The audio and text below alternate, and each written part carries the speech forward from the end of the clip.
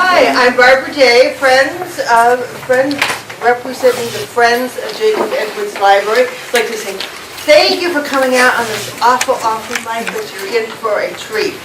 Tom D'Agostino is here to speak about paranormal activity. He's an author, he's been investigating, lots of stuff to tell you, so I'm not going to take a lot of your time. But just to let you know, the refreshments by the Curry coffee machine are complimentary from the Friends, so please help yourself. There's cookies and drinks, and enjoy. Tom, the program is yours. Thank you. Thank you very much. There's the lights. We can turn the lights down a little. Turn the lights on? Yep.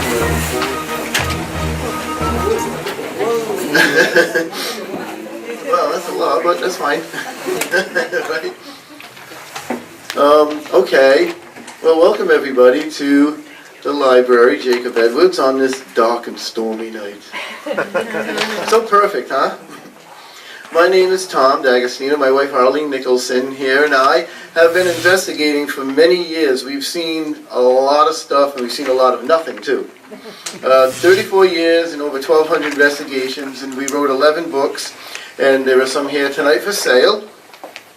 And tonight I'm going to be taking you through New England to some of the coolest places we've been.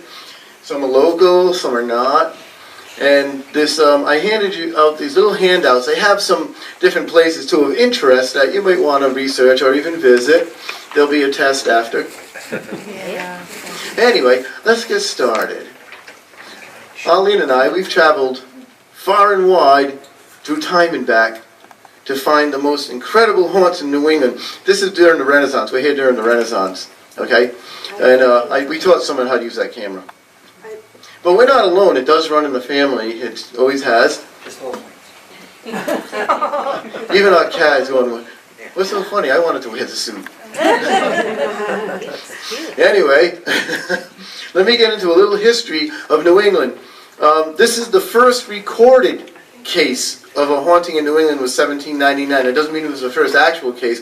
This was the first actual documented and recorded case of New England. Nellie Butler in Machiasport appeared in Captain Abner Blaisdell's house in spring of 1799. Now, she was actually a neighbor. I don't know why she didn't go haunt her house. Maybe she didn't like her husband. But for 2 years, she appeared in this house. She made things move. She spoke to people, and it wasn't just him recording this.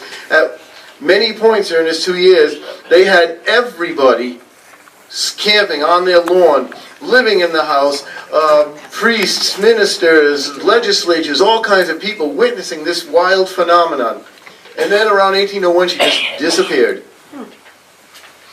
But it was not before many people were able to confirm that his house was haunted. Now, of course, they didn't have great projectors back then, so he couldn't put images on the wall with things they saw. In 1673, Rebecca Cornell of Portsmouth, Rhode Island, solved her own murder. We're going to get to that in a minute. King Philip's War ghosts. Yes, King Philip's War was the most bloodiest war ever fought on this soil per capita. Revolutionary War ghosts. We have taverns and inns that are full of spirit.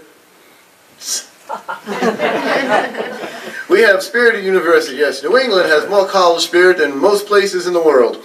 Lots of abandoned villages and ghost towns, and vampires. No, not the town hall. Vampires. New England is the vampire capital of the world. Bet you didn't know that, right? And I'm not talking about the legislatures.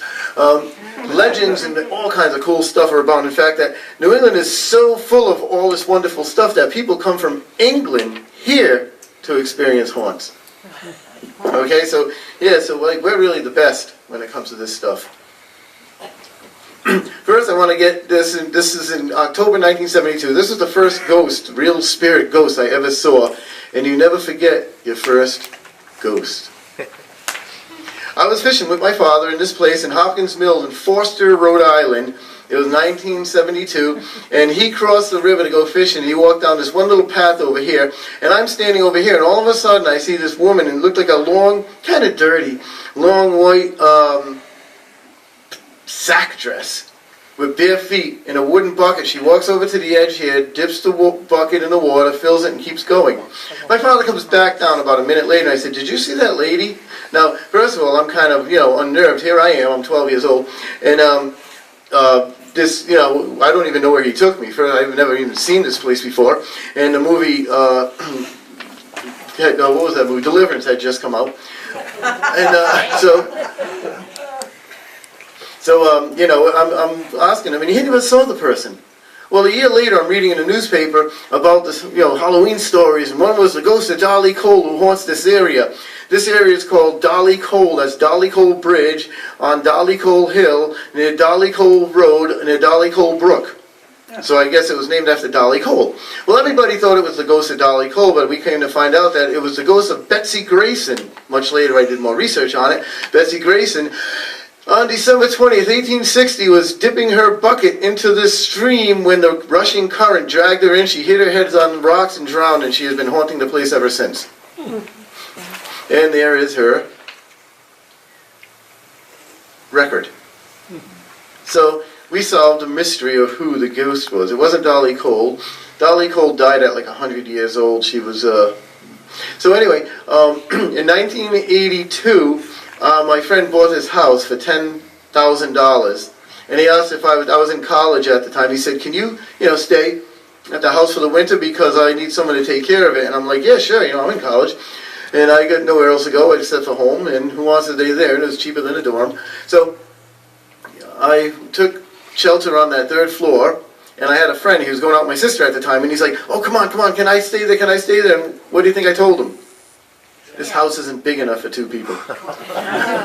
No, I said, "Yeah, go ahead." And we took the third floor because it was the smallest and easiest to clean. Well, the first night we hear banging around on the second floor, and I'm like, "What the heck's going on?" I thought maybe because the house had been abandoned for a while, empty. Kids were probably going in partying. They found a way through the back door and everything. So we're like, "Well, we'll fix that tomorrow." So I put powder down and everything on the floor. I figured if they're going to do it again, we'll at least get footprints and see and prove that, there's people partying in this house other than us. And so the next night the same thing happened, and I went down there that day after, and nothing had been moved. And there was furniture there, but it sounded like it had been sliding around, but nothing was moved.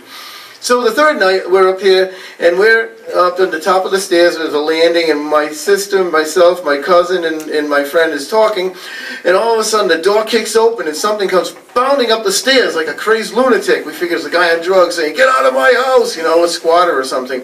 But all that blew by us was a wind. The next night I woke up because I heard what sounded like a branch scuffling against the window in the living room, and I walked in the living room and just came face to face with this glowing form that was crackling. And I froze. And I was like, should I run or should I wait to see what it does? I think half of me was already running, but my friend walked in and turned on the light. When he did, whatever it was disappeared. The night after that, my sister is there again with my cousin and my friend, of course, because he's going out with my sister and I, and we're standing some of them are standing in the landing again, and we're joking around. I came out of the kitchen, I was laughing, and we were joking, and all of a sudden it was like someone went click and put us all on pause. I mean, literally, I've never felt this before, never felt this since. It was like we all just got stopped in a bubble. The window came out of the frame, rolled across the floor, and then stopped standing up in front of the staircase. And just like that, the spell was broken. My sister and my cousin ran down the stairs. I don't think they touched a single stair going down. And I decided I had to move out because I couldn't sleep. I never got a night's sleep in this place, and I was going to college. I needed to study and get sleep. So I said, well, let me take a picture of the place while I'm at it, it was cool. And so I did, and we had it developed, and there should be nobody in this house at all, and in the window is a woman in a white dress. Yep. So here I am going, oh, wow. No wonder why. And does anyone know what this is? Vortex. I wish. It was a camera strap. That's why Arlene does all the pictures for the books. But so this house prompted me to start studying social sciences, physical sciences, esoterical sciences, astronomy, meteorology, sociology, psychology, and everything to try and understand what the heck goes on. And that's what I studied mostly in college, along with political science and music. Yeah, huh? And basket weaving, right? No. Anyway, so before I actually did any investigating or anything, I did take some years to study all this stuff and, you know, investigate. I didn't just read a book, see a TV show, and went out there in a meeting yelling at people that I can't see. We went to the John York House, and in 1741, John York built this house in Stonington, Connecticut. In 1775, two Continental soldiers had a huge fight. It was an inn, of course, a tavern, had a huge fight in this room, and one stabbed the other. They were fighting over a woman, and one stabbed the other and took off. Then the guy who got stabbed died in the house. The other guy later drowned. He ran off onto a boat and decided to join the Navy, the Continental Navy, to get away from it, you know, being charged, and he ended up falling overboard. Well, anyway, in 1963, the Wilms family bought the house because they thought, oh, cool, let's buy a haunted house. And they started doing seances in the house, and things started happening, like furniture would just topple over, items would fly off the walls. They get this pipe tobacco smell in the house. None of them smoked. One of the Wilms boys was actually choked one night. They ran in there because they heard him screaming, and they could literally see something around his neck choking him. So they called in Ed and Lorraine Warren, and Ed and Lorraine Warren said, yeah, your place is haunted. They tried to cleanse it, it didn't work. They sold it, it became a bed and breakfast, and for years, and then a man named Gene Pouliot and his wife bought it, and they asked if we would go in and investigate. So we were like the second people ever to really investigate this place. So we went in and we investigated, and while we were investigating, we had some really cool stuff happen. One of the cool things was this EVP here, which I'm going to play. Arlene is in a room, and I guess they didn't like the fact that she walked in. How many people live here?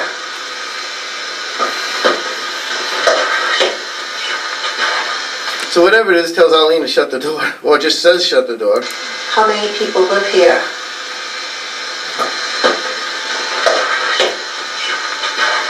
Now, that's an EVP. Does everyone know what EVPs are? Electronic voice phenomenon. When we speak, we're pushing air, and our ears and the microphone is like much the same. This is a transducer in this microphone that vibrates and turns those into electrical impulses, which then put through these amps and everything where you can hear. Ghosts or spirits, whatever you want to call them, they are being more energy or electrical in nature, bypass that idea, and they're either captured on the chromium dioxide or ferrous oxide of a tape or the quartz crystals in a recorder, and therefore if you hear them speak, you're very lucky. When we do EVP sessions like this, we wait 10 to 15 seconds between questions because we're 99% we're not going to hear it. We'll hear it later when we play it. Okay, and then sometimes they just jump out at you and they speak and they tell you to go away. Did you build this house?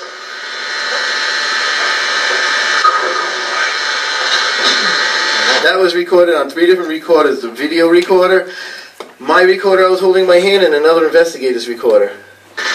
Did you build this house?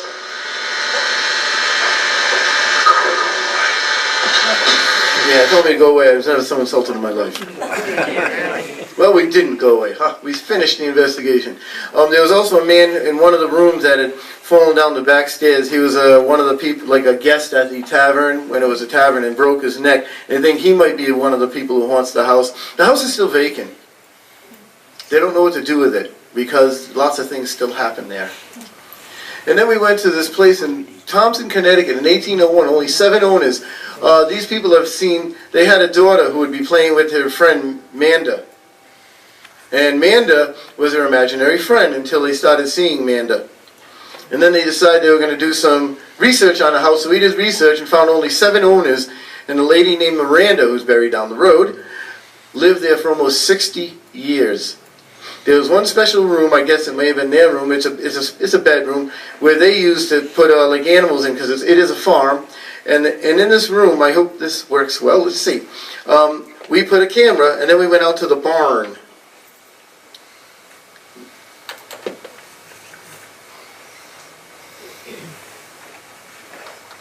Ah, there it is.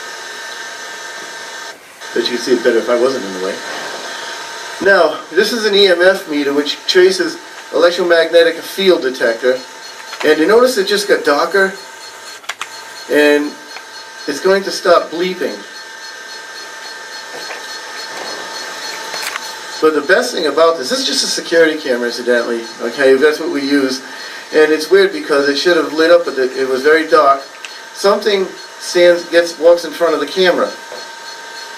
It's very blurry. Now it's standing there for a while. This thing goes off when an electromagnetic field is disrupted and starts spiking, meaning something is there trying to manifest. Well, as you can see, it's totally in front of the camera, whatever it is, but it's opaque. We were out in the barn at this time. We would come back 10 minutes later because you could see us walking by the window laughing. But when I played this, I thought it was pretty interesting. You remember the Warren house? Yep, Ray's been there with us a few times.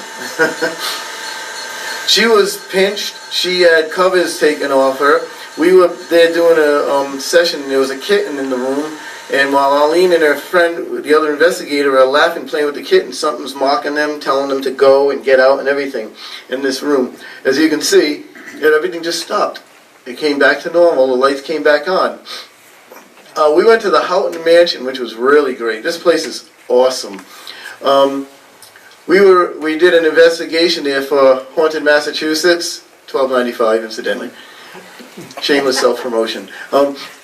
This is the first mayor of North Adams, A.C. Houghton, and he built this house. And in 1914, they were driving up to Pownell, Vermont, and the car they were driving in, a big Pierce Arrow. John Witters at the helm, slid off the road, rolled down a hill, and tumbled, and landed on a farm, killing their cousin, Sybil Houghton, instantly. But Mary Houghton, A.C. Houghton, and John Witters were taken to the hospital. Mary Houghton died at the hospital. That was actually A.C. Houghton's daughter. And John Witters was released with no injuries, and A.C. Houghton died later of injuries that they couldn't find in internal bleeding. But the next morning after the accident, John Witters went into the barn and shot himself. Well, we have... Hi, Mary, I'm Arlene. Uh-oh. Our first investigation there, we did, well, something didn't really care for Arlene too much. This is Mary's room, and things kept happening with Arlene.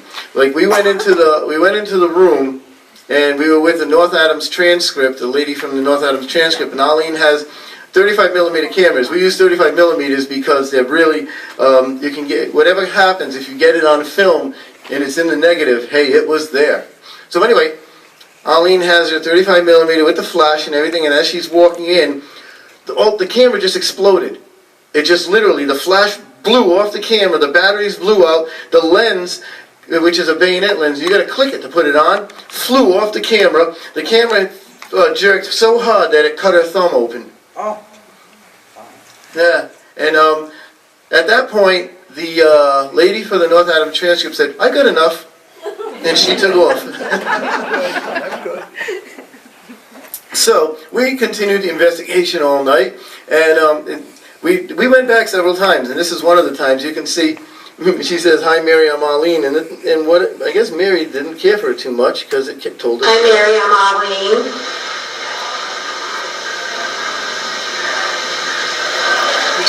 A little faint voice that says, "Get out." There are 3 classes of EVPs. There's Class A, which is very loud, like the ones you heard from the other house. There's Class B, which is like this, kind of faint, but you can hear them. And then there's Class C, which we just dismiss altogether. Those are the ones where it could be someone sneezing in the next room or something.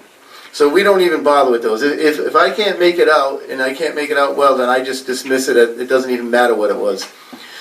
So later, while we were in this place, we were down in the cellar, and it was dark. We could see orbs, all orbs, you know, bouncing around and everything. They're yellow, they're red, they're green, they're blue. And there's a little girl seen in the cellar all the time. So while we're down there, we saw something. Josh Mantella was with us. He saw something, so he sits down in the hallway, and he's going, "Little girl, you want to come? They call us Sarah." And all of a sudden, he goes, "Oh!" And we go, "What happened?" He goes, "She came toward me." And I look at him and go, "Josh, your head's glowing." It looked like someone had a little light over his head. The other guy goes, whoa, and he starts snapping pictures with the flash, and I'm like, why did you do that? You just flashed a flash. But, you know, in the heat of the moment and everything, it's like, whoa, you don't know what to do. So he didn't even realize the flash was on his camera, so we didn't get those pictures. All we got is big, bright pictures of Josh. So we decided, well, we're going to go upstairs now anyway. When we start walking in this little hallway, which is only from here to that rack away, and then you go up the stairs, and it went from 70 degrees, because it was August 2nd, 70 degrees to 50 in seconds. Our equipment, our hands, ears, nose, everything was ice cold, but the wall right there was 70 degrees. And this lasted for a minute and a half, and all of a sudden, poof, it just popped right back up to 70 degrees. We had a handheld thermometer in our hand, and you could see it down to 50 degrees. So whatever it was right in front of us, drawing energy from us. It was very interesting. The house is for sale if you want to buy it. Oh, this is the old Salem burial ground, and how do we know that? Because it says it. We were taking pictures, and you can't take pictures inside it after dark because there's a police officer sitting there making sure. But we took this picture, and it came out on the negative, and you can see there's this weird, strange light snaking around just about a foot off the ground, and light doesn't bend, nor does it travel in a little tube. And where is it heading? Well, you wouldn't believe it, right to John Hawthorne's grave. The one who put all the witches to death. So we thought that to be pretty interesting. It's on the negative too, which was pretty cool. And Waterfront Mary's in Webster, Mass. Anyone ever been there? They did the renovations. Anyone ever come back from there? Well, we, Tracy Lisp heard about us, and Laura Gleim, and I also, because I write for the Yankee Express, I do the columns there, the bi-weekly columns, that, you know, the Tales from the Unknown or whatever it is. Anyway, I know I don't even know the name of my own column. Ghosts Among Us, whatever. Ghosts Are Us, yeah. Anyway, so we did this. They asked us to come in, and they gave us the keys, and we're like, oh sure, this will be fun, right? So here, close up when you're done, you know. And so we went to Waterfront Mary's and did an investigation, and look what we saw. Spirits! No. Actually, this place is wild. We got in there, we set the cameras up and everything, and we're down, I'm downstairs. We're just, you know, there's three of us, and we're going in and out of the rooms one at a time. Arlene's upstairs with Rich doing something, and I'm down here. I'm actually standing right here at the bar at this point, and I'm doing a recording, and I heard this, and it doesn't seem like much, but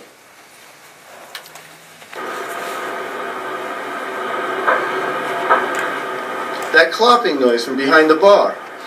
And I'm like, well, what the heck is that? So I kept it, I recorded it, I clipped it out. And when we were doing a reveal, a lady was there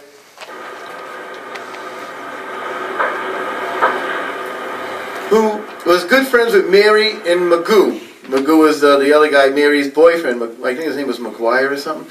Anyway, and I played that, and she said, could you play that again? And I did, and I said, I don't know what it was, but I thought someone was walking upstairs, so I had Arlene and Rich run around upstairs, and I couldn't even hear them running and clopping, never mind just walking. And she said, that is Magoo.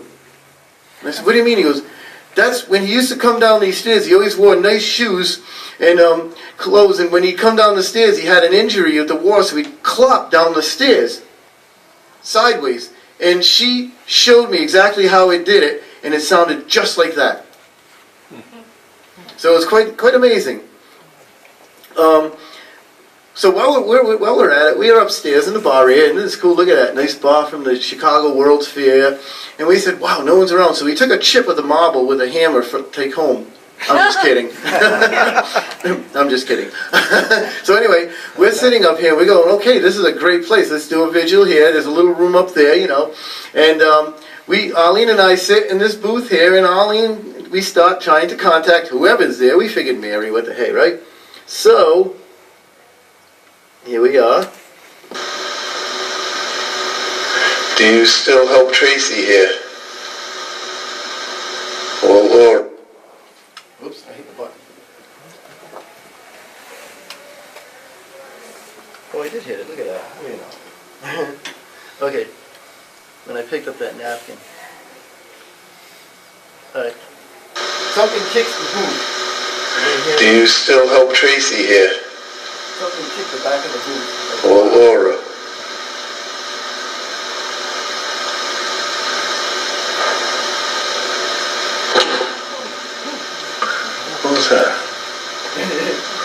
Was that you? It was the one Arlene was sitting and gave it a wallop.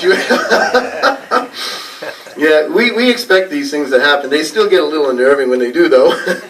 and then we're at this bar, where it's somewhere, and something slid. It was some metal thing over here, like a shaker cup or something. It slid across the bar like someone was grinding it across the bar. What was that noise? Yep, and we look over and like, whoa. Now, this was quite an evening because when we left, just before we had to leave, all of a sudden, all the lights went out downstairs where we had our equipment plugged in. The fuse breakers and everything, I went to the fuse box room, were not touched, nothing. We just couldn't get the equipment to work after 10:20, and we had to leave. Greenville, Rhode Island, a wonderful place. This is an antique store now. This is Greenville Mill. This mill is was built around 1880, and it is very haunted. In fact, my friend owns a storage place back here. We used to have music at the mill here, and I had an office in here.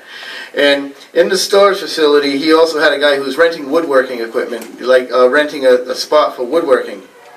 Well, one night he was there with his daughter, and he was just finishing some work up, and she was playing with a couple of the storage unit doors that are right in front. And there's like 13 of them. And he said, he told her, stop playing with the doors, you know, it's not yours, this belongs to somebody else, which is Skip. And we were using them for personal storage. And so she stops playing with it, and he goes, come on, get in here with me. So they go in there, about maybe a minute later, they hear this loud crashing noise. They go out, and 7 of the doors had slammed open simultaneously. That would be the last month he rented it. So we said, let's do an investigation. So we do an investigation. We're downstairs. We did the 2nd floor. We even did the 3rd floor. And the 3rd floor is kind of interesting because that's what it looks like. It's just completely empty, no electricity, no machines, no nothing up there. The 2nd floor is about the same, but the 3rd floor is where nobody goes. In fact, they offered people free storage up there just to put stuff in there, and nobody will stay up there, nobody will go up there. They were going to build an office. See, somebody was actually starting to build an office, and they just abandoned it. They started replacing the windows, and that got abandoned. And why, did you ask? Because it's haunted, haunted, haunted, haunted, haunted. Well, anyway, yes, it was. So here's what happens. It brings us up to the 3rd floor in the first place, other than the fact that we were going to do it anyway.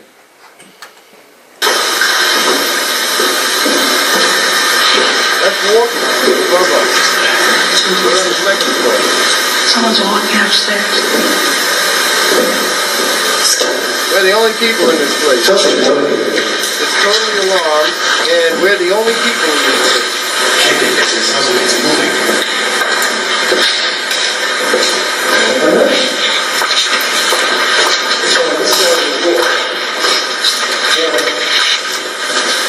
So one of the best parts about this is we're all with our heads like this, following this walking, and I'm ahead, and I go into a wall. Do you hear anything? Anybody talking? It's just footsteps. So that was pretty interesting. So we go up to the 3rd floor, and we all standing huddled in the center here. See, this is like the center beams. And this place is big. It's really big. It's like the size of this library here, like this. Okay? But it's wide open. And we got a spotlight and everything, and we decide we're going to see if they want to communicate with us, whoever's walking around. Can you show us your presence? We really love to see you.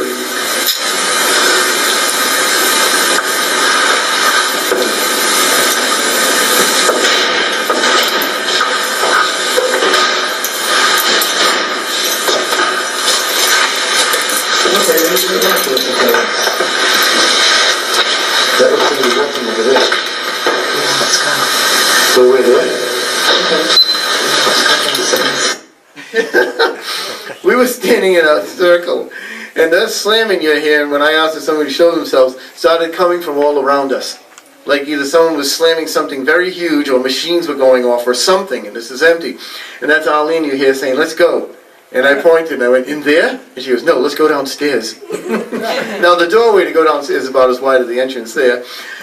And what happens after that is we're standing there. You could hear us shuffling around because as the things are slamming around us, we're all turning with our lights to see what's going on. There's nothing there. It happens 3 more times, and I didn't put this part on the tape, and all of a sudden you hear, I'm out of here. And she's going. Down the stairs. So Rich and I said, well, let's put a recorder up here and continue the investigation. And then we'll pick the recorder up later, and maybe we'll get more. And so Rich goes, excellent idea. So he puts a recorder away in the back, and we go downstairs, and we come up to get it later, and this happens.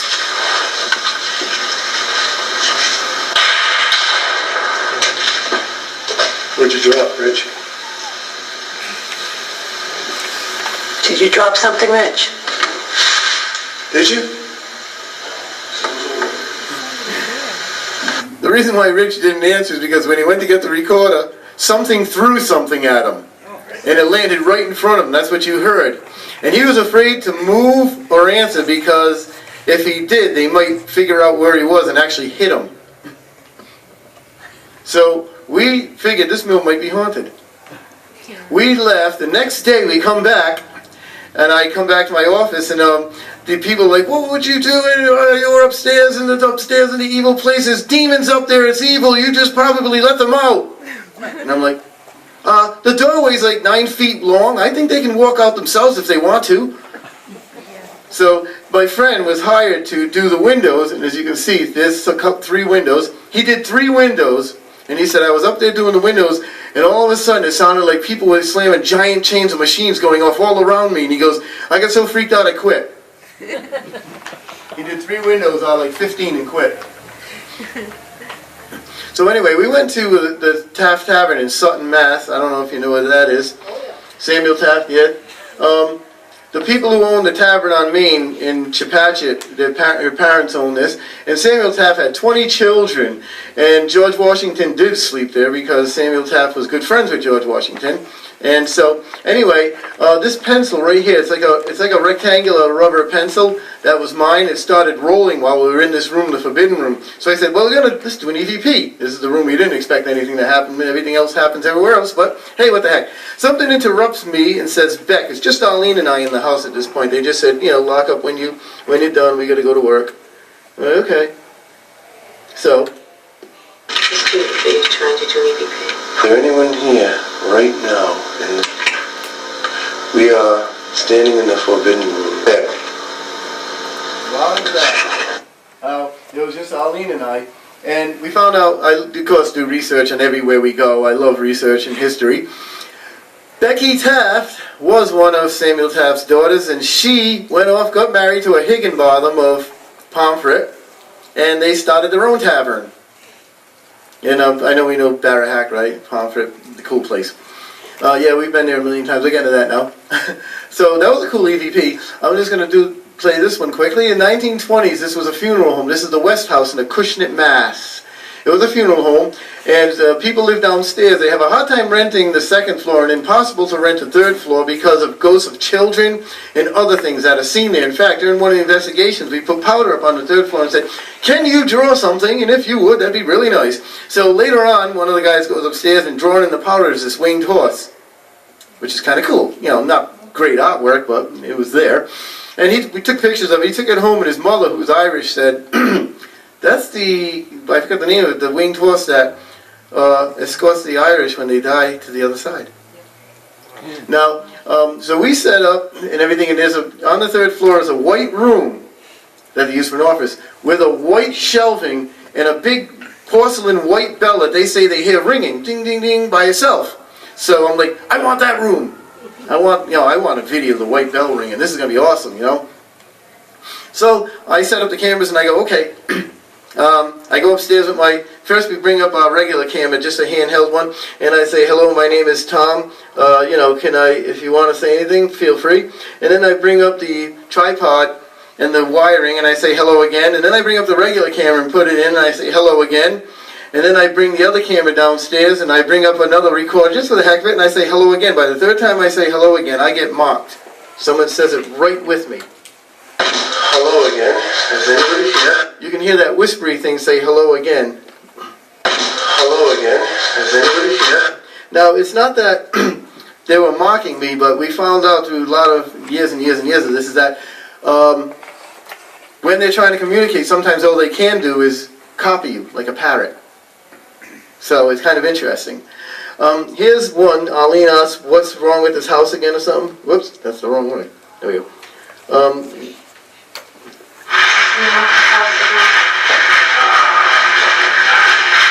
Something says no, nothing. When she asks what's wrong with the house.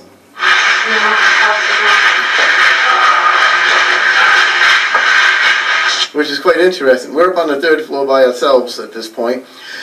And the cool part about this is an Irish family actually built this house in the 1920s, used it for a funeral home.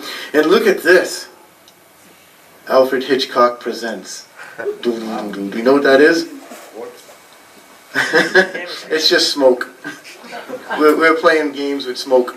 But that was before the investigation. Anyway, other serious things have happened in this house to the point where they rent those floors out. But one thing is, when I got home, I watched my video of the white bell and the white wall. Guess what I watched 4 hours of? No, a white bell with a white room on a white shelf. That was it. So, nothing, you know, I mean, you don't always get this wild stuff happening. We go through hours and hours where we're just sitting there like this. Oh boy. Well, we did Rose Island Lighthouse. We were the first to investigate it in 2005 and 2006. And it was a really cool place. We didn't see anything though. And then we did the White Horse Tavern in Newport. Ever been there? Oh yeah. White Horse Tavern, yeah, a really cool place. They gave us the chance to investigate it.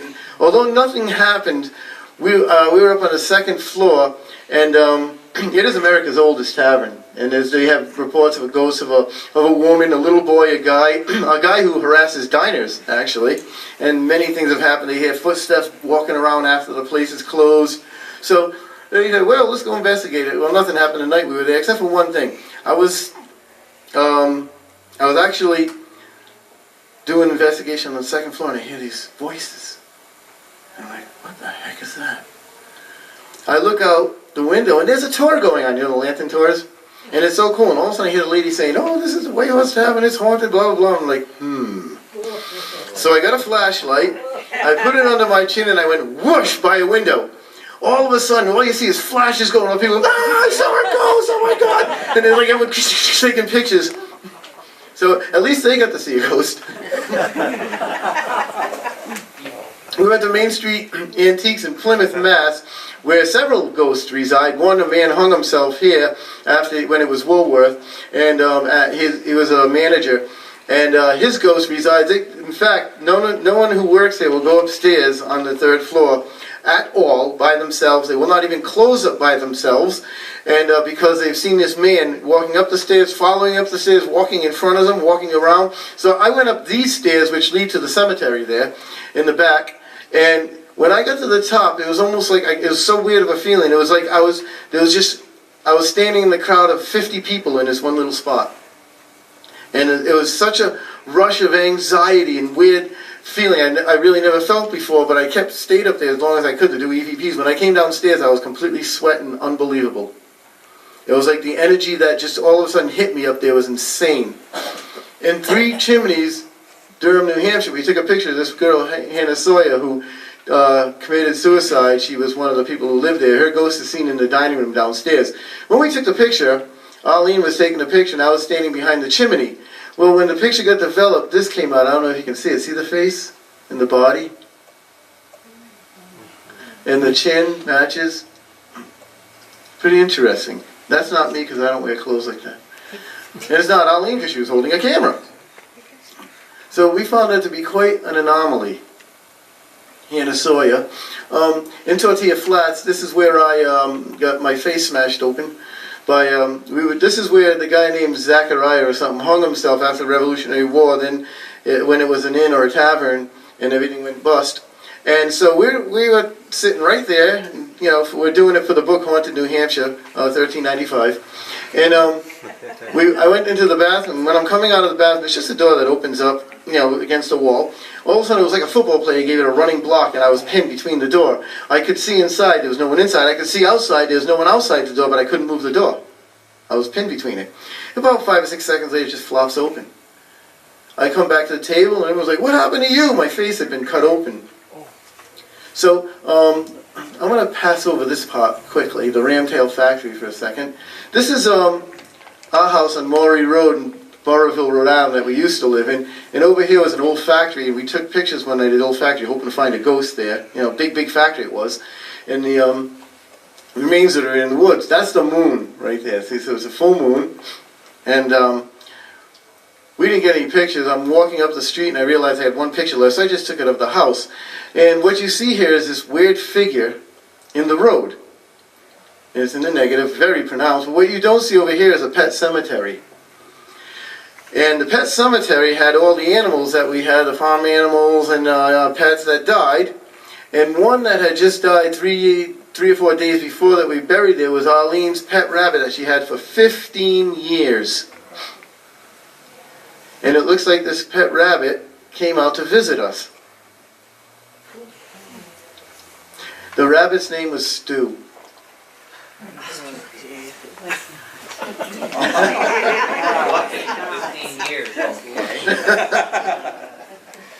Yeah, people kept saying, I think the rabbit died 4 times and they're just replacing it with another one because of 15 years is a long time. The Tavern on Main in CHEPACHET is one of the most haunted places in the universe. In fact, we did so many things here. I'm going to play a couple EVPs and go on. If you ever go there, it's right on Route 44 in CHEPACHET, Rhode Island. This place is unbelievable. This booth is haunted by a woman. This booth right here, we actually filmed a ghost getting up and coming out of the booth. I'll show it to you later at the end of the night. And then we actually in the tap room. We don't have the tap room. No, that's the video of the ghost. I'll show it in a bit. In the tap room there's a ghost, 2 or 3 ghosts. There's a ghost of a little boy who's seen in here. Now this is by anybody and everybody. People come here to eat and boom, this thing's happen. So we were doing an investigation and we were doing what is called the cell phone to the dead, which is a special radio that runs through the frequencies that Thomas Edison invented originally. And if they're there, they can be caught up in the frequencies, they will answer you. He's coming down the back stairs and all of a sudden his phone goes, boop, Alice. And I'm going, yeah. He wanted to do the booth. He wanted to investigate the booth first. I'm like, yeah, so? He goes, well, I don't know any Alice's. I said, so you got a wrong text. He goes, I don't have texting on my phone. So we went in the back, and we turned on the cell phone to the dead, and we asked this question, is your name Alice? Oh, what is your name again?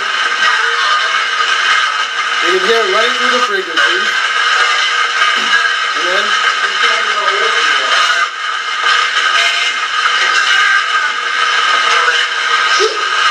Oh my God, Alice. Yep, just like that, right over all the frequencies. So anyway, I want to play one more for you. I want you to tell me what this says. What is your favorite color? It's a cow. What does it say? Moo. No, after the woo. That was a car going by interrupting the speaking. What is your favorite color?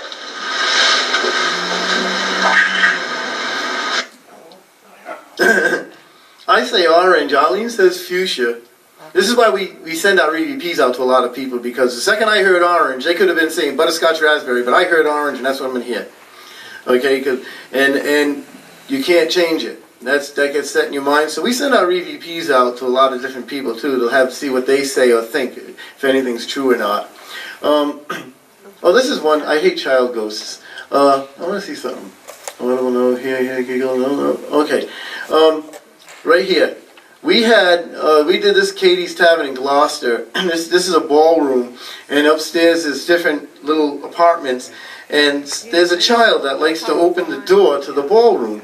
Anyway, so let me get number 3. So this is kind of cool because number 3. I asked the question. Could you make the door open?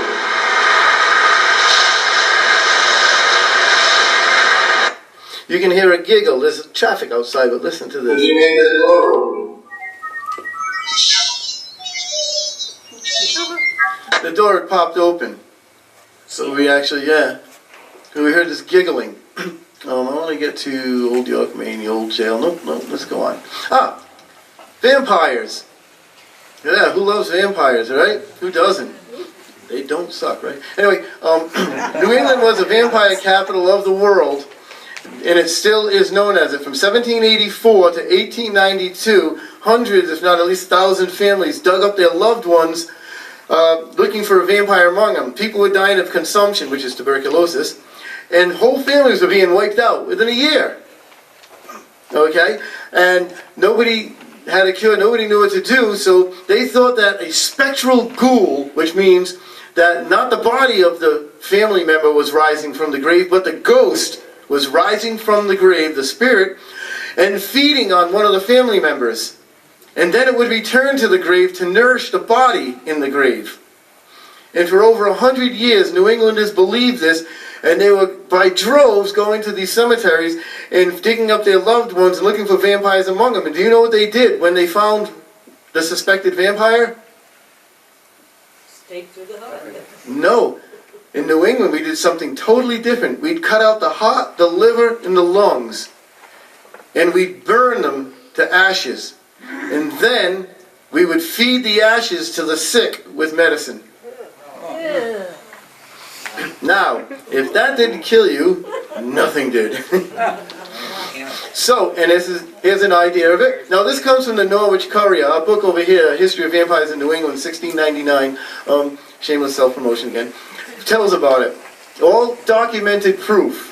And this is one of the documented proof. The Ray family, it says, not long ago a fatal disease seized upon another son, which was consumption, where it was determined to exhume the bodies of the two brothers already dead and burn them. And for what reason do our readers imagine? Because the dead were supposed to feed upon the living, and that so long as the dead body in the grave remained in a state of decomposition, either wholly or in part, the surviving members of the family must continue to furnish the sustenance on which that dead body fed. There it is right there. And that is what early New Englanders believed. Right up until 1892, and maybe afterwards, but the last documented case we have is 1892. BARA-HACK, who's been there? Yeah, huh? Cool place. I've been there many times. One of my first instances there is known as the Village of Voices, and it has been forever. Odell Shepard in the 1920s went there. This was a settlement of a couple of families. And there's the cemetery. The settlement of a few families, Obadiah Higginbotham and John Randall. The thing is here, they're long gone. The last interment was about 1890, but their voices still remain. Scientists have gone there and actually studied the thing. You'll be in there, and all of a sudden you'll hear children playing and stuff. This is a good mile in the woods. And one day we were there, I was there with my friend a long time ago, and we were at the cemetery. And we're standing there, and all of a sudden we hear this wagon coming down the road with horses. Now, there's a 4-H camp way down the road, like actually on the other side of the road, about a mile down, but we figured they were coming, you know, and I'm like, maybe we should explain that we're not here to do anything, we're just hiking. So we both walk out onto the little trail, and we're standing there, we're waiting, and the wagon goes by us. We never see a thing. So my friend looks at me with this strange look, and he goes, we should leave now. And I look at him, and I go, you can follow that out, I'll wait a few minutes. So Arlene and I went there several times, and we went there, we got permission from Doris Townsend to go there for our book, Abandoned Villages and Ghost Towns in New England, 1495. And so we went there, we're walking up the trail, it's 10:40 in the morning, and we're walking, and this cemetery is what, about a half a mile in, 3/4 of a mile in, and Arlene goes, click, click, click, that's good, let's go. I'm like, you never just go click, click, click. She usually takes like 25 pictures of something. And she goes, no, let's go, I want to go. And I said, why? What did you say, hon? I felt like I was being watched. The whole time we were in there, I felt it too. It was like the woods were watching us. There was like someone behind every tree. It was just so apprehensive. And I didn't want to tell her, because I didn't want to freak her out. And then I said, yeah, I had this feeling like we're being watched, the whole woods are alive. And the next thing you know, she's running. I go booking up, and I go, Arlene, you left your lens cap. She left her lens cap on one of the rocks at the cemetery, and all I hear is in the distance, let the ghosts have it. But you can go in this place, and it's beautiful. absolutely gorgeous, like you'd want a picnic there all day, or you can go in there and you know that it's alive. So it's a really weird place. The Victorian in Gardner, Mass. Has anyone ever been there? This place is unbelievable. As you can see, it was built by S.K. Pierce in 1875, but it also went through, a pile of things. This is a hotbed of negative energy. First of all, he took a piece of farmland that he wanted from the owner to build this house, which didn't help much. And then his son lost it in a card game. It became a what do you call those, boarding house, 26-room mansion. So in room number 4 was a man at this point. It's haunted by this woman, Mattie Cornwell, who was a servant of S.K. Pierce, and a little boy. And many people have seen this, these two ghosts. This is a giant mirror, believe it or not, that was in the dining room. And you can see that this guy, I didn't take this picture, but anyway, we were doing a Haunted Massachusetts, and Mark Vo of the Pike was the owner at this time, and he's telling us a story and about this man Eno Sari, who was a boarder here on May 11th, 1965. He used to drink moonshine, and he used to smoke cigarettes. And when he would take a drink, they had a common room, a little hallway, and he'd say "Porteo" to anyone who was there. Porteo, which is in several different languages, a salutation for you or to you. Anyway, Mark is telling us the story, and we're recording it. And when I played this back 3 weeks later, I found Eno Sari was there in room number 4 with us, his old bedroom. Portuguese Portuguese, of course, is Porteo to respond to them. Yeah, we didn't know that happened until I was playing it back 3 weeks later. I'm like, whoa, that was amazing. Portuguese Portuguese, of course, is Porteo to respond to them.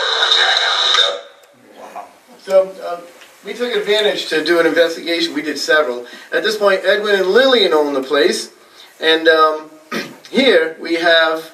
Let me play this right here. This was on television. This particular episode. You're gonna see. Watch the legs of this camera right there.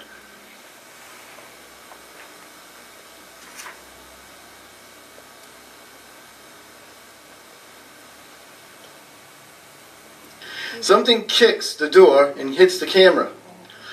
That's room number 4 where Eno Sari died.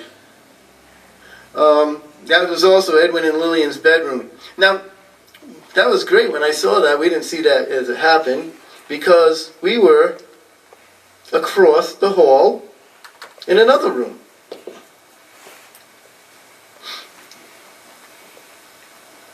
Yeah, man. Our video is running smooth. There we go. Ah, there it is. Okay. So now you can hear us across the hall. See, and then you're going to see us walking around right here. That noise, you're going to hear something in a second. And there we are walking around in the other room. And all of a sudden, this is the camera that gets kicked. No, the video is being slow or something. Go on, get kicked. Anyway, when we played this back, that's what we got. And come to find out, when we were retrieving that camera later, Lillian goes, "Hey, what happened to my perfume bottles?" She had antique perfume bottles on the dresser behind that door, and they were all knocked over. So we did an episode of The Haunted, or A Haunted, or You're Haunted, or Someone's Haunted, one of those shows. You know how they all have them? Your brother's haunted, I'm not haunted. And they did this thing on the Victorian, and in the episode, you saw what happened with the camera, right? In the episode, they have the camera flying across the room, like the thing being literally lifted and thrown, which is kind of cool, a little poetic license there. Anyway, any questions? This is just a teeny amount of stuff that we've had happen to us. There's one more video I'm going to show you, and I think you'll enjoy it. Oh, that's me.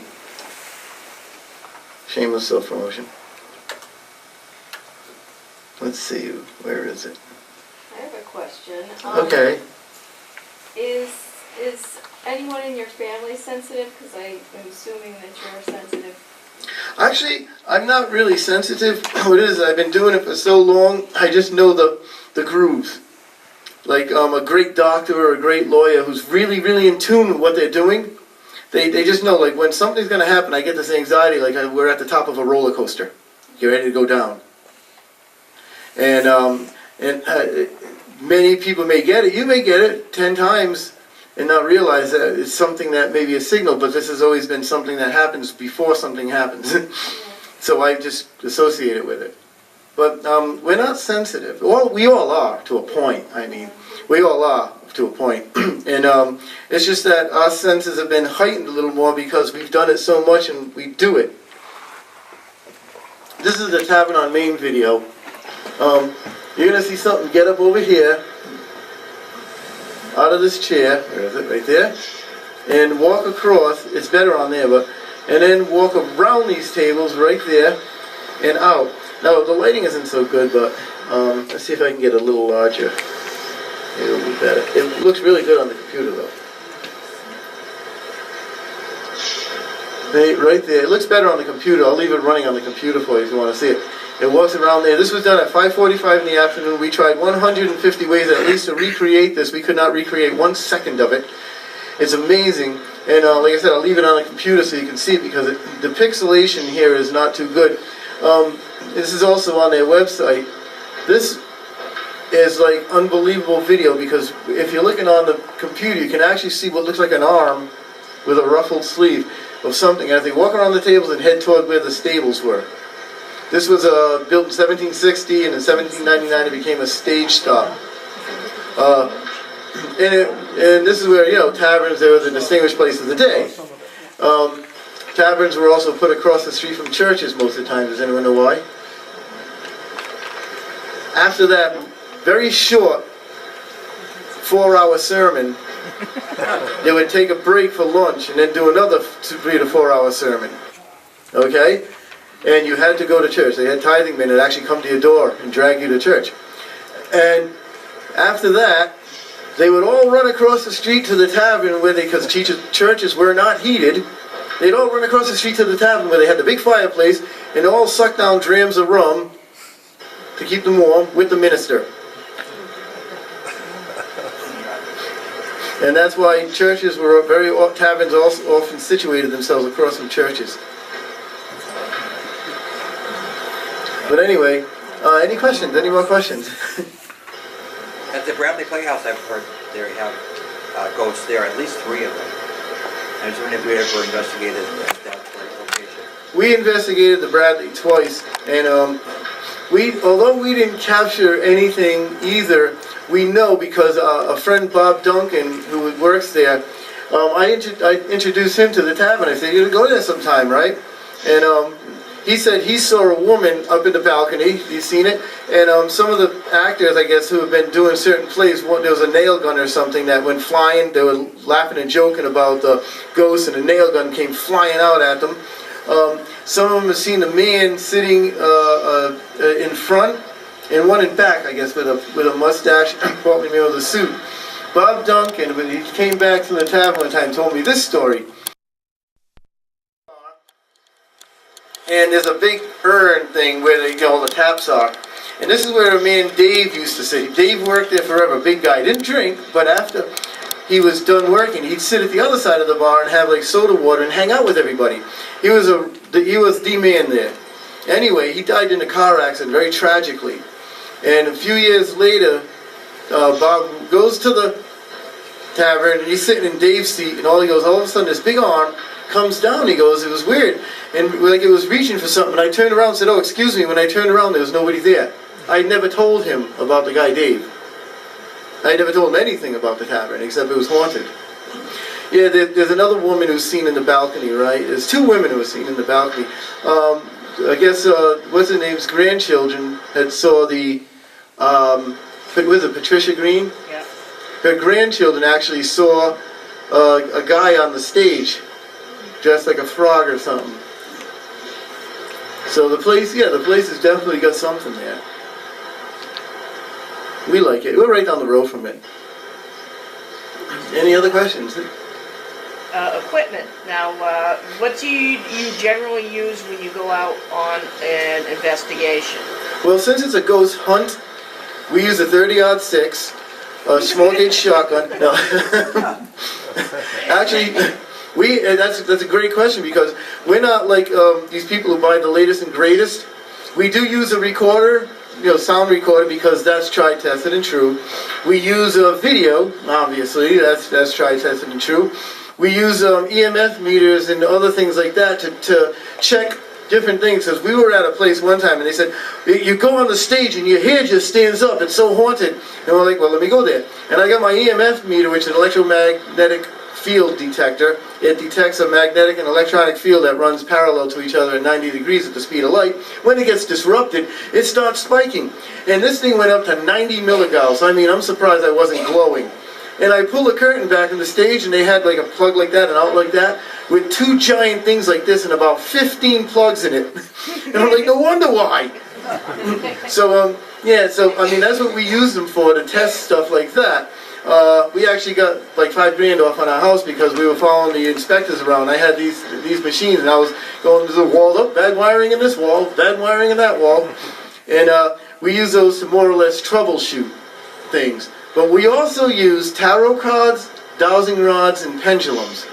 Tarot cards being one of the oldest mediums of divination, anything would know it. See, my thought is, okay, you're in a place where the Revolutionary War goes. Hey, Revolutionary War goes, speak into this tape recorder. I don't think so. So they know tarot cards. And we've had like a 90-something% accuracy rate, like 98% accuracy rate. We're using tarot cards to field questions instead of just general. Do you like pizza? What's your favorite team? What calls your hair? We actually use the cards, and they generate questions that we've actually got a lot of these EVPs from. The dowsing rods, no one knows, even the World Dowsing Association doesn't know how they work, but they do. They actually do. They can tell energy, they find water, and we started using them because when I was living on Route 7, we were in Burrillville. I was driving down Route 7 one day, and they had just tarred the road, and there's the Burrillville, in North Smithfield, actually it's North Smithfield, water company. The guy's out there with dowsing rods. And I'm like, I stopped because that was like super interesting. I go, what are you doing? He goes, I'm looking for the water main. They forgot to paint where the water main was when they tarred the road. And I'm like, you're using dowsing rods? And he goes, yeah, we're all trained to use dowsing rods around every truck.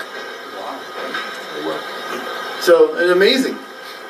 Yeah, and so we started using them, and we have a great success rate. Arlene's great at that. Pendulums, the same thing. Anything is worth a try. Like to me, I always say, ghost hunting is like fishing. You need a good tackle box. Something might work, something might not.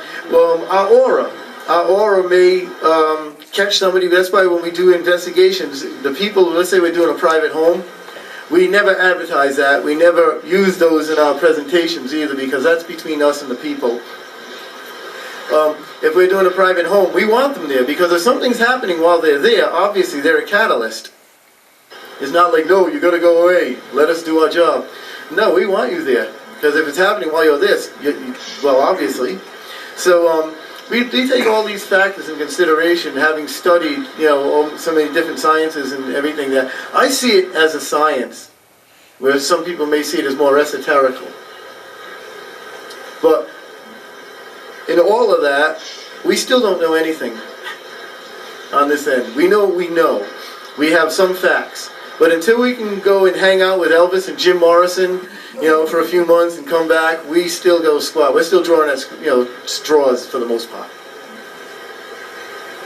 Any other questions?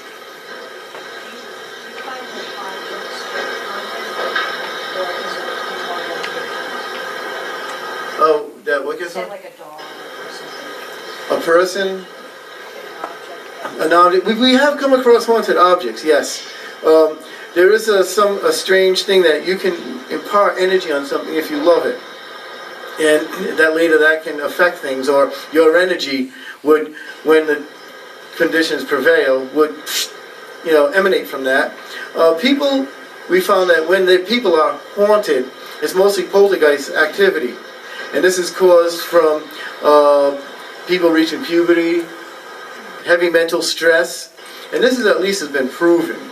We become catalysts for kinetic energy, if the energy is there. You can awaken it or disrupt it or whatever. So it doesn't mean that every person going through puberty is, well, they all are hellraisers, right? Anyway, I didn't say that. Anyway, but you know, the different things like that, or mental stress. It doesn't mean it's going to happen in every single household everywhere. But if you have a place where it's ripe and ready to go, you can disrupt it and create it. Much like when people say, oh, when I started remodeling my home, you know, all this kind of stuff happened. It's one of the things we still really can't explain, although we may know about it because of experience. So I find more that places are haunted by things and not so much people.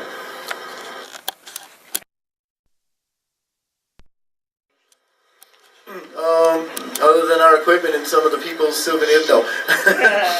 No, we have never, and that's one thing that's pretty cool. We've never taken anything home, and which really makes, you know, another thing that's important. Whatever's there is probably in that pocket, you know, that energy pocket, and it's more likely to stay there. There was one investigation we did where we had a priest come in, though, and when we call in a priest, it's more of a, what we call a mental cleansing. Again, you have poltergeist activity, it's coming from up here more than anything, and you have a whole family that's stressed out and it's only negative. Well, a priest is a symbol of good, positive light. So it's kind of like a mental cleansing when we have a priest come in and bless the house and bless everybody. But this place was just so negative that we got our equipment, we had our bags, we went out, walked out to the street and dumped everything in the street and smudged it before we put it back in the car. Because in this case, it just felt like we were just going to take negative energy home with us. Other than that, no. Have you ever taken a dog on any of these investigations? Actually, we have. We called our beagle the paranormal beagle. He actually chased an apparition. No word of a lie. He actually chased an apparition once. It was walking through the living room, and he would break from the kitchen to a dining room to a living room. He just went, "Roll!" And we all jumped about 9 feet. And we look over, and there's this black form walking across the room, and he's going after it. But unfortunately, our buddy died 5 years ago. They do sense. We have our cats. We've seen them. One night in our house, because our house is wicked haunted. We didn't know when we bought it. We found out at the closing. We heard this voice just yell at us in the bedroom, and our dog was whimpering around looking for whatever it was. So yeah, the animals do sense it, and children too, because they're not so plagued by society. See, as we're growing up, we have society, in this particular society, pounded into us. We don't have time to be open, unless you're a bum like me. But yeah, the animals are very sensitive. Any other questions? How do you continue to live in your house if it's haunted? Well, yeah, I wonder that too, because they don't do the housework. We have to do it ourselves. You'd figure after all this time that, you know. Well, it's not evil haunted or bad haunted, it's just whatever's there is there. And we see apparitions, our neighbors see apparitions. One of our neighbors, he had an operation on his knee and he couldn't walk, so he had a walker and he had a leak in his transmission, so I actually fixed the leak with put a piece of a hose in for him. And he wanted to thank me by buying me a case of beer, and he came over with his walker to tell me, but it was 1:30 in the afternoon, I was out running, and he looked in the back kitchen, which you can see the kitchen's like nice and open like this, you can see right in. He looked in the back door after knocking on it, and from what I understand from the other neighbors, they saw him running across the other person's yard between our house and his with his walker in the air. He said when he looked in, he saw this man, a short man, stout man, with a glowing around him with a child, and they started walking through the kitchen. And he just asked if the house was haunted, and they said, yeah, our next door neighbors saw the man who passed away before we bought it on the balcony. Our other neighbors, they saw stuff, they saw people walking the window. The people rebuilding the house, they actually came over and asked us if anything else was still going on there. The contractor. Oh yeah. Oh yeah. One day I was writing an article, 10:45 in the morning, and my desk space is here and the door is right there. And this woman in a long dress just goes walking right by the door in the hallway. We keep the doors locked and closed tight in the winter to keep the heat in, and in the summer to keep the heat out. Because they're not, old house, the doors are kind of rickety. So, we hear voices all the time. We've had the ghost hunters come over, all our friends, some of them are our best friends from the show. We've had all kinds of people come over and investigate, but not for television, because we don't want to be on TV, because if they are, then people start stealing our lawn statues and stuff like that for souvenirs, you know. We don't want that. But it was only on television once for a Rhode Island documentary when they came over to interview me. And we bought these shades, they're the best shades money can buy, because the windows were over 6.5 feet, and to put them on alone or to clean the curtains, you got to get up on a giant step ladder. So they said, oh, this house is haunted. We heard it's haunted. We're in my study, and I'm going, yeah. And they said, maybe the ghost will make an appearance. No sooner I had said that, the shade went boom, flying up and flew off the thing, and they jumped like 9 feet. And it never happened before, and it never happened since. We've been there 9 years. That was the only one time with 28 windows. So it did make an appearance. Putnam. And yeah, all the ghost hunters and people that have come over, they've actually heard and experienced the two children up in the hall who run and tackle each other and laughing. We had one of my friends, he's got 9 black belts, 9th degree black belt, and he's in the Martial Arts Hall of Fame. We were sitting with him one night, it's 10 o'clock, and we just, we're talking downstairs, and all of a sudden you can hear it, the two children upstairs in the hall running and laughing and tackling each other. And he just stops and looks at me and goes, "You don't have children." I said, "No, but the house does." He didn't come back for a year and a half, and he still talks about it. So Arlene has seen me and sitting in the chair when I'm not. I'm in the study. I've seen her. I brisked by into the kitchen door and into the parlor and talking to her. And all of a sudden I'll hear like the hairdryer go on upstairs, or I'll hear her walking around upstairs. And I'm like, whoa, who was that in the kitchen? So yeah, we've been pitched. When we first moved there, something called out to Mandy, her daughter. Nobody knew us at all. We were there like a month, and they certainly didn't know Mandy because she lives in Maine. And so she came down to visit for the first time, and they're out in the back porch where no one can see them anyway, and something started called Mandy. Mandy was there when we first looked at the house, and she was there when we went to the inspection thing. So the house knew Mandy, but no one else did. Ed and Lorraine, did they do some work at a house in Harrisville? Yeah, they did work at the Perrin House. We were actually the first to write about it in Haunted Rhode Island. We became friends with Andrea Perrin, who wrote the book House of Darkness, House of Light. And yeah, they did work there. That was when, and that's another example of poltergeist activity where they had a lot of daughters all around the same age growing up, reaching puberty, and this thing just kept going and going, a cycle. And there was a lot of pressure, having to raise children at the time of the house that you just bought. So that was ripe for poltergeist activity. The Sutcliffes who own there now are a much older couple, and nothing has gone on forever there since they've lived there. They'll invite us over and say, yeah, you can come over. They don't want any ghost hunting there, though. But ever since the movie came out especially, they were like, people showing up in droves at their door, taking pictures, wanted to do investigations and whatnot. So, yeah, a lot of stuff. In fact, our friends Keith and Carl Johnson were the first ones to investigate that house. They called Ed and Lorraine Warren.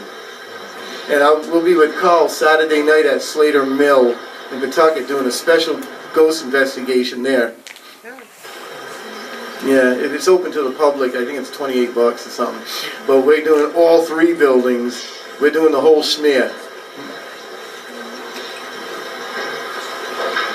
Anyone else? Well, thank you very much. I hope you enjoyed it. Thank you.